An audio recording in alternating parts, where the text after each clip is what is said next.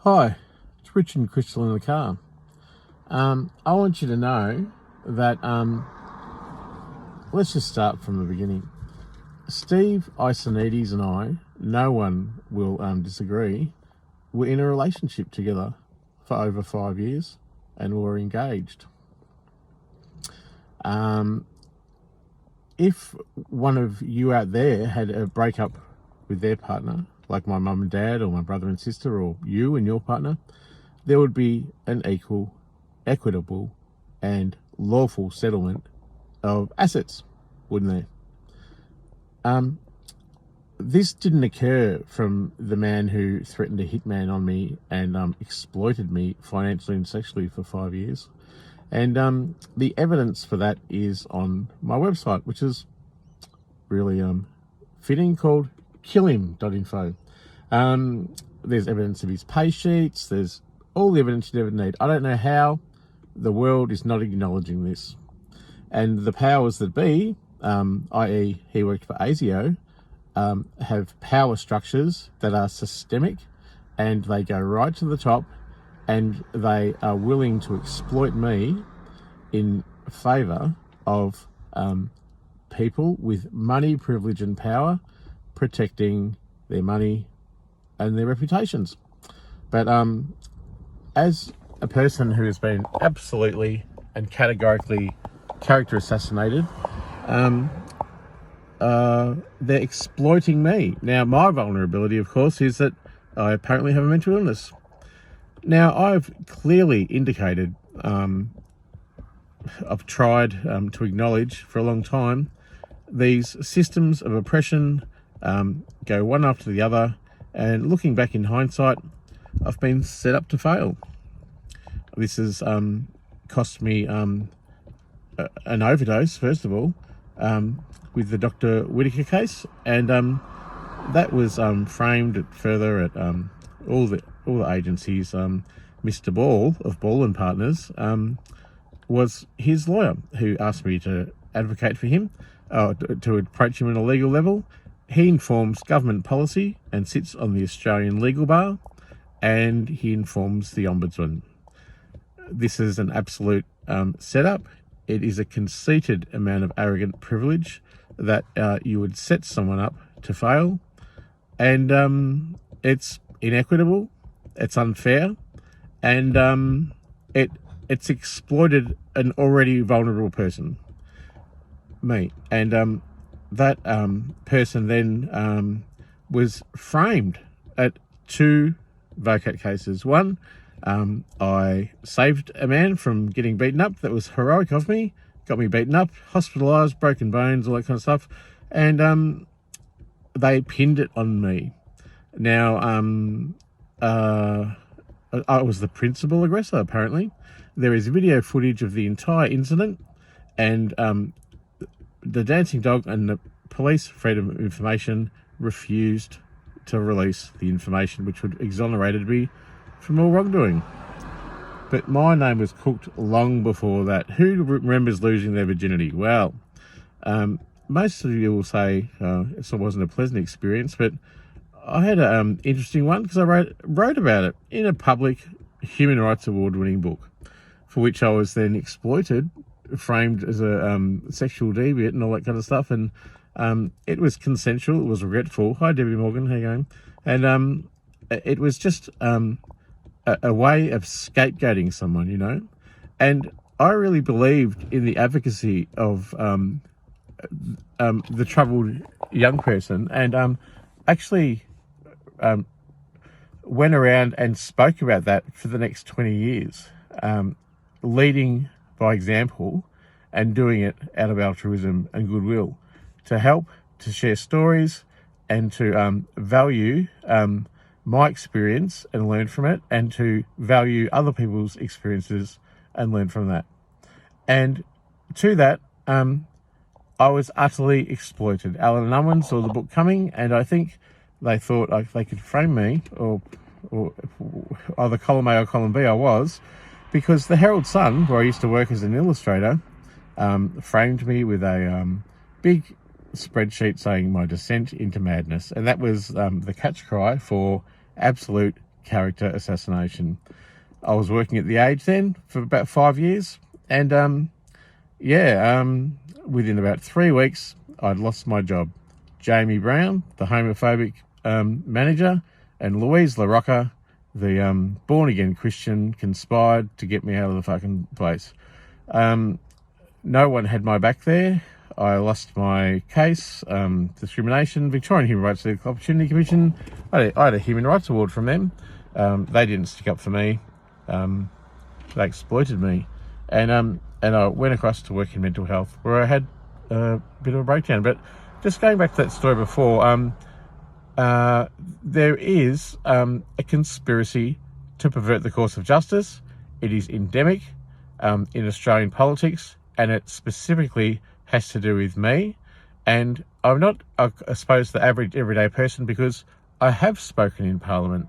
I have spoken on all the Today shows and the radio shows, and done an audio book for Radio National and all that kind of stuff. I was a semi-well-known person, not only for my public role at The Age, but socially and other ways, and also systemically as a mental health advocate.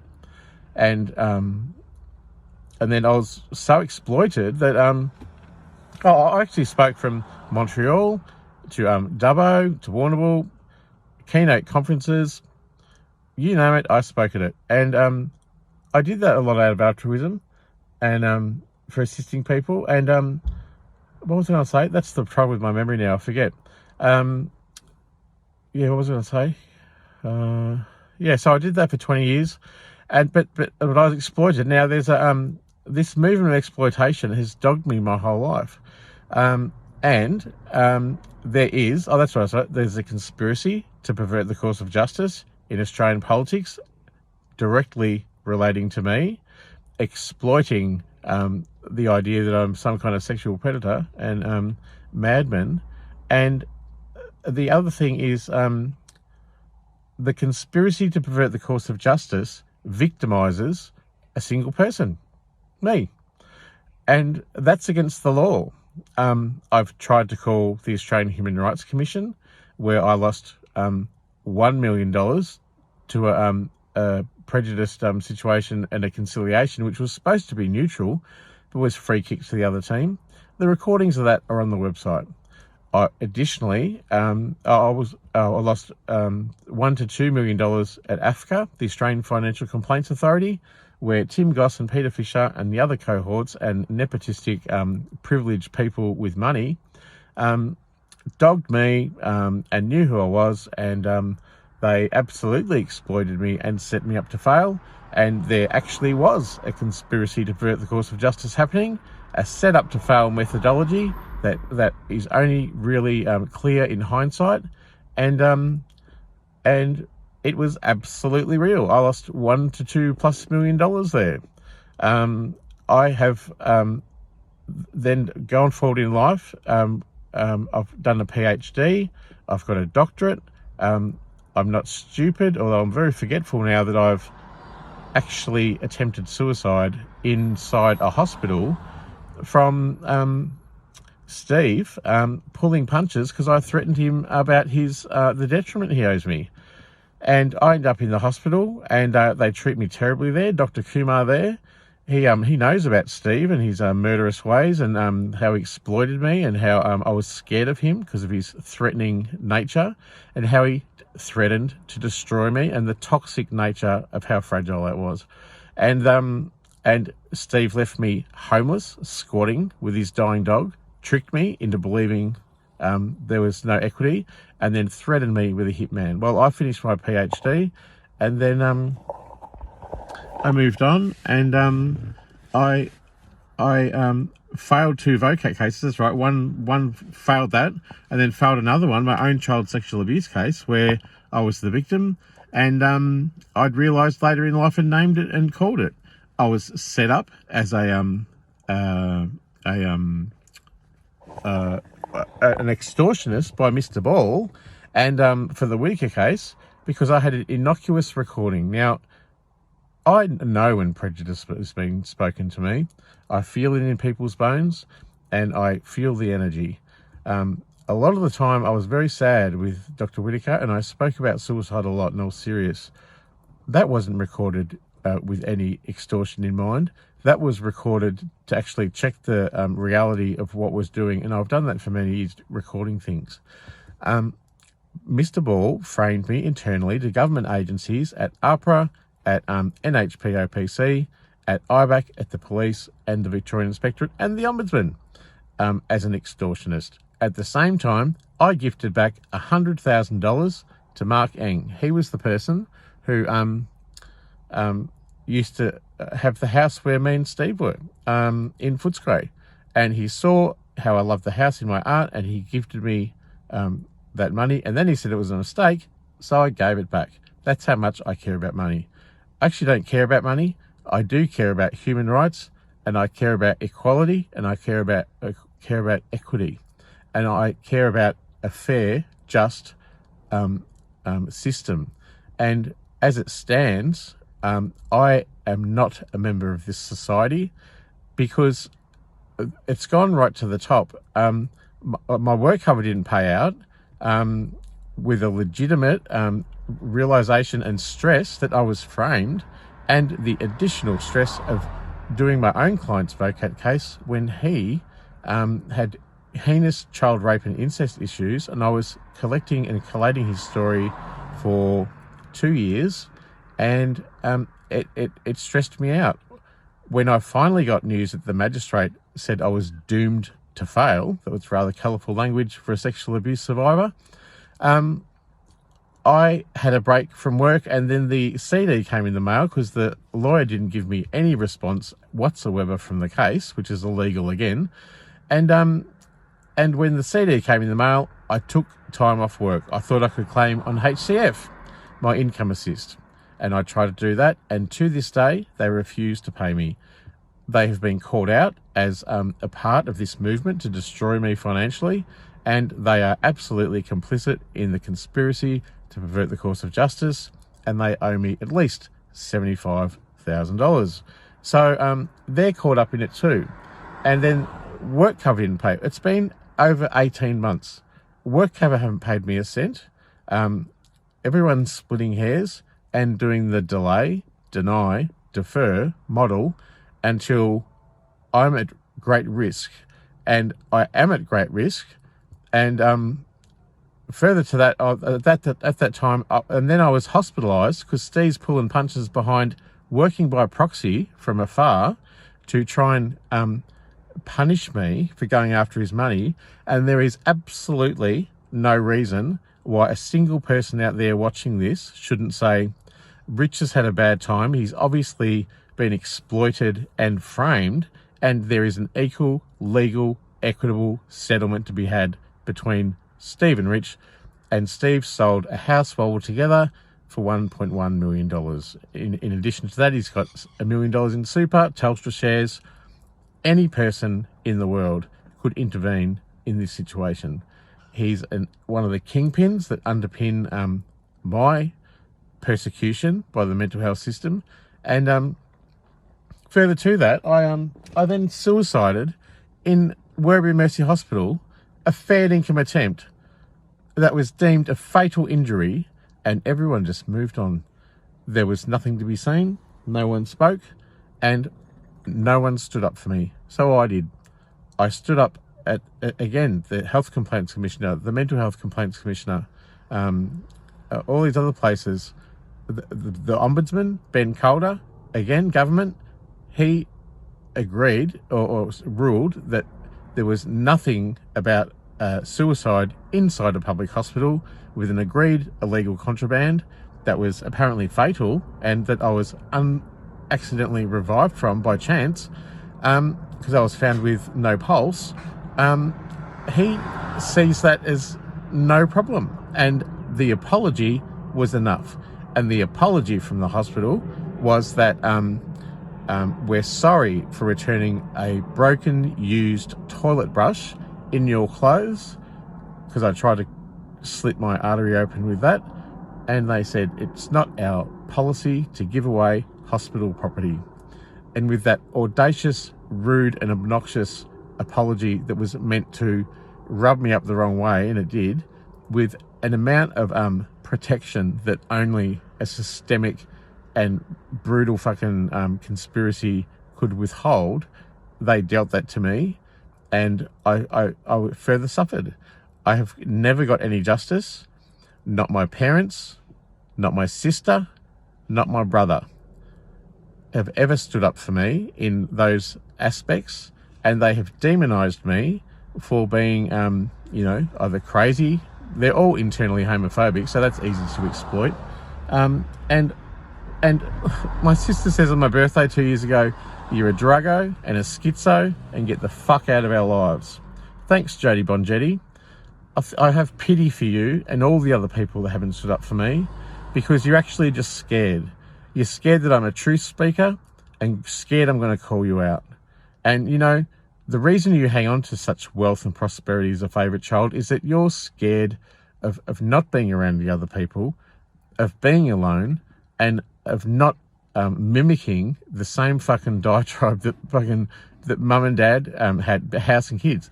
So, you've gone to extraordinary lengths there, Dale, haven't you? A couple of extra eggs. But, look, this whole heinous fucking thing is the crown in the jewel of the fuckover that has been my life, is now that the Office of Prime Minister and Cabinet refused to release my freedom of information.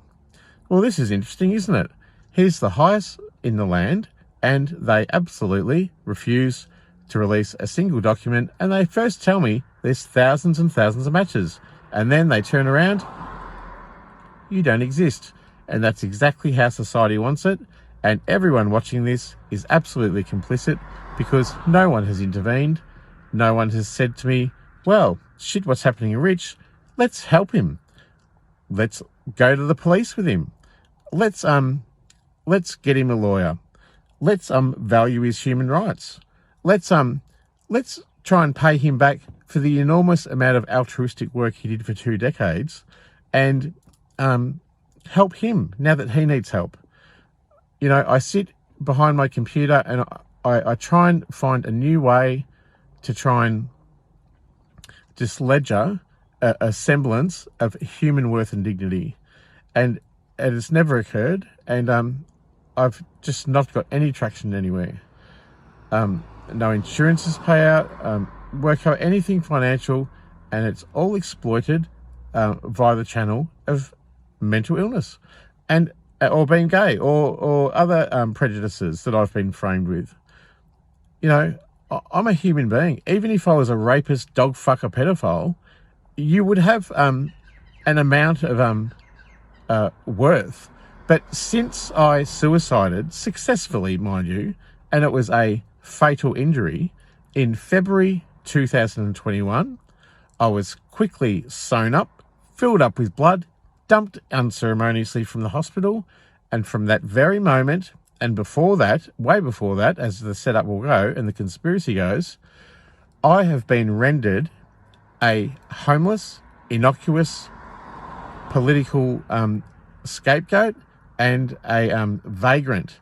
This intelligently designed poverty that I'm experiencing is an abhorrent way for the government to play the delay, deny, defer model that a lot of agencies and people do, and they do it with impunity.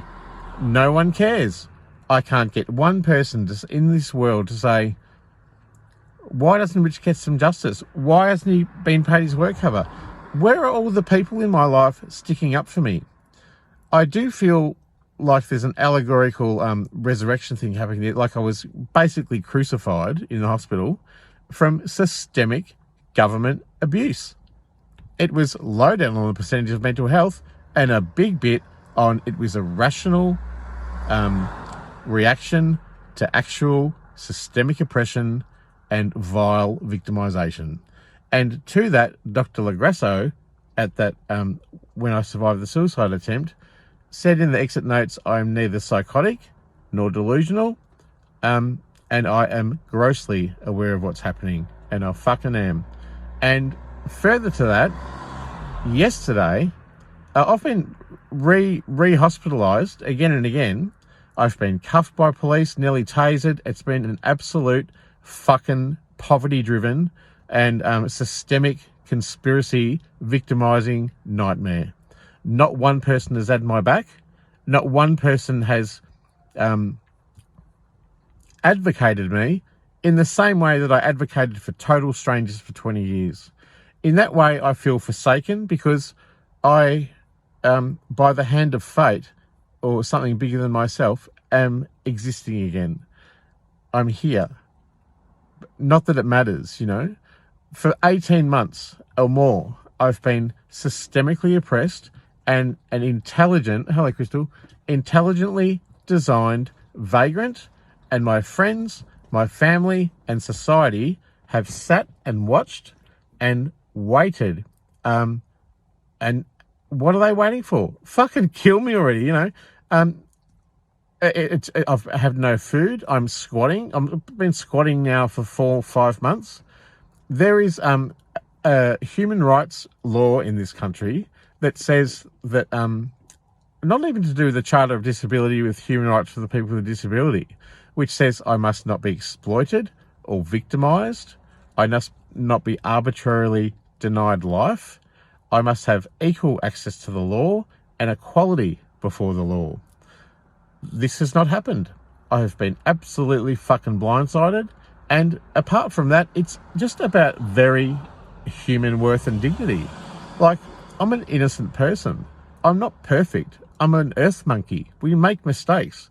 But I'm also got a heart that's big and divine. And I think I feel utterly isolated in the world. And I also don't know what to do.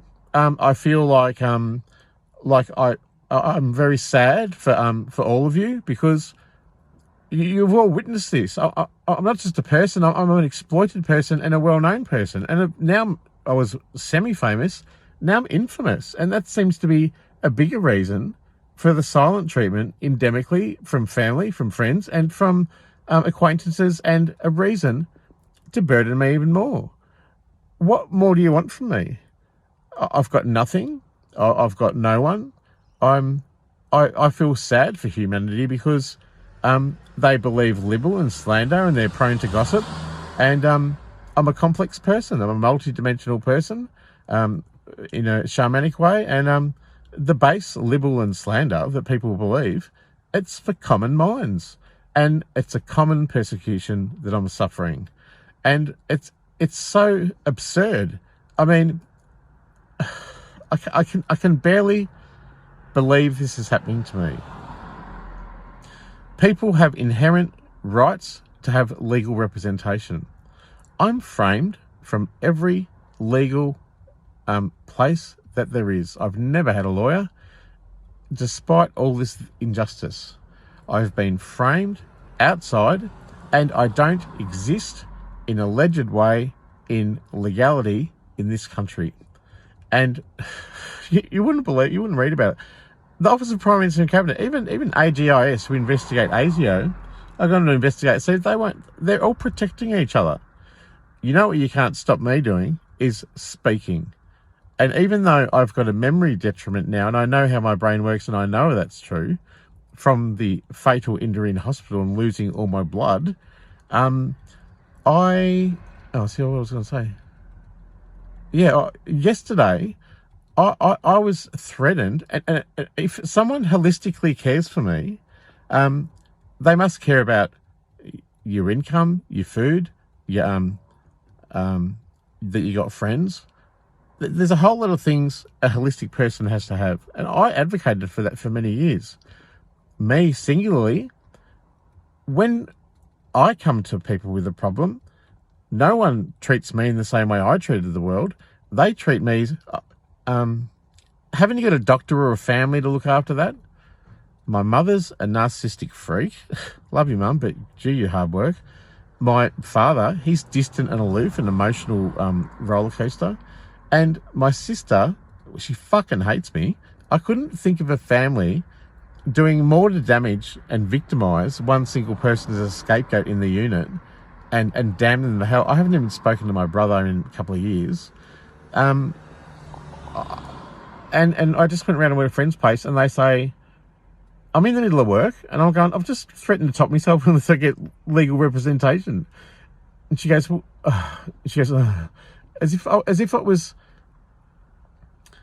I wasn't half serious, or that wasn't a big thing. It was like she just washed over it. And I'm like, you do realise that this systemic oppression has already killed me once, and it's elaborately designing my death again, waiting until the moment I do it. And she goes, don't turn this around on me. And I said, I just can't get traction anyway. I can't talk to a friend. I don't know what to do. Yesterday, I was forced to, by a law, a man-made law, the Mental Health Act, to take medication and needle from this fucked medication that I don't want, and is it's unethical, it's illegal, and it's unjust. I'm not insane. There's a little bit of column A and B about that, but they're medicating me for delusions. What I'm speaking about is unequivocally fucking true, and I can prove it, and I have. And I don't know why the world has gaslighted and rejected me. And they threatened to take me into hospital again. That's not a method of caring. That's a method of persecution. That is by identifying, vilifying, and victimizing a singular person and isolating them, and then calling them mad, and then force medicating them with one single law, when I, on the other hand, can't find a psychiatrist, can't find a lawyer, can't find an advocate, can't go to police. I can't say anything to police. I think it goes back to the years of losing the virginity and being framed in that way, but police won't have a bar of me. Every time I try and report an injustice, they go, how's your mental health? And it angers me. It drives me nuts. There is serious legal inadequacies and illegal things that have occurred. Why isn't anyone helping me? Why doesn't someone say, gee, it's tough what's Rich going through? Why didn't anyone at the age say, oh, don't fire Rich? Why didn't anyone any other time say, well, maybe we got it wrong. Maybe it's us who has the fleeting prejudice that's easy to flick him off, but that's just one stick in the many hundreds of thousands of sticks in Australian society that have fucked me over. It's easy to flick a whole holistic person off by naming them as one thing. But I'm more than just, a little bit of madness or kookiness. I'm a whole thing. And the whole thing needs to be acknowledged. And the whole thing has legal rights. And the whole thing has human worth and dignity and value. But the world hasn't given that to me. You've scapegoated me, you've catfished me, you've gaslighted me. I'm worth nothing. And I have no one. I have no food. I barely have, I don't have money for rent. This is an intelligently designed poverty that is constructed and dictated by the Australian government, and the lack of the prosperity of the much detriment and legal things that I'm owed is a part of the movement to oppress me and to try and destroy me. You wouldn't believe it. And, I had to take a needle yesterday, and it was totally fucked. And if they're caring for me, caring for someone with a bunch of psychiatrists is not caring, because all they do is identify your illness. It's an us and them thing. When in actual fact, I'm actually quite astutely aware of what's going on. And I have a big heart, and I feel sorry for you all. And the other thing is, sometimes madness in individuals is really rare, and in society, it's the norm, hey? And I'm just going to leave you with that. Now I've got to go home, having tried to ledger my many injustice issues and just get a foot in the door with a voice, or some dignity or some worth, and threaten to top myself. Hello, I wasn't going to, but I'm distressed. Sure, I'm distressed. It's an intelligently and maliciously and consciously designed madness, victimizing me. And everyone out there, you're not intervening. I don't know what to do. I'd love if someone said, gee, Rich is having a hard time. Why don't we help him? There's an obvious legal issue with his former partner who's pulling strings behind the scenes to to protect his money, privilege, and power. And you know what? Everyone out there seems to have a bit of wealth behind them, and or at least not the detriment that I've had to suffer, and the prejudice and stigma that I've had to, and shame that hasn't been mine. It's not my shame. It's actually all yours. And that's not mine to have. It's not mine. Take it back. And I just can't believe this is happening to me. And I'd really love if someone said, gee, let's help Rich, even financially, because when he gets the detriment and his work cover, which just can't go forever, he'll pay you back. How about some help, people? I'm begging you. Do you want me to beg some more? It's just an abhorrent thing, You can't stop me speaking, and I will speak my voice, and I will call out toxic, narcissistic, selfish, and conceited, arrogant people who are, like Steve, violent and drug me and all this kind of stuff. And that further, he acts from a position of protection and nepotism and conceited privilege, roasting with money. And I am an exploited victim, but I've got the PhD. So, but, we won't worry about that. It just astounds me, the amount of contradictions are happening here. Anyway, do you want to go to the dog park, Crystal? Crystal, you want to go to the dog park? I love you. We love you all, but gee, we pity you.